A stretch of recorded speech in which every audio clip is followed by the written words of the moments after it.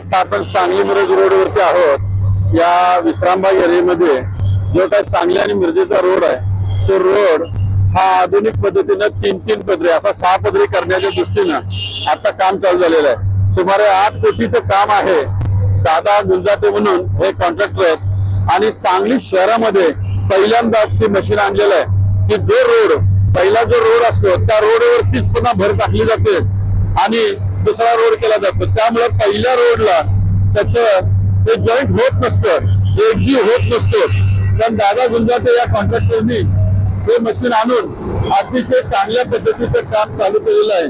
म्हणजे पहिल्या रोडचा जो पहिला लेहर असतो तो लेहर आता काढण्याचं काम या आधुनिक मशीननं चाललेलं आहे। तर सांगलीमध्ये दादा गुंजाटे सारखे जर कॉन्ट्रॅक्टर अशा पद्धतीने काम चांगलं करत असतील तर मी सांगलीकरांच्या वतीनं मी दादा गुंजाटे आणि त्यांचे संपूर्ण टीम यांचे कौतुक करते की सांगलीमध्ये प्रथमतः अशी मशीन आली आणि हे काम चाललं।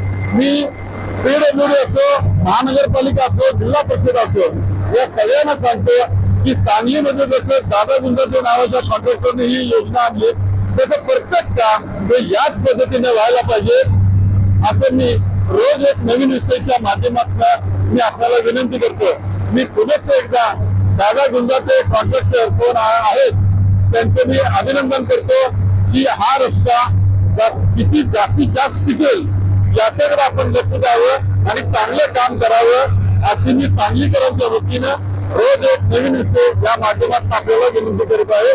धन्यवाद।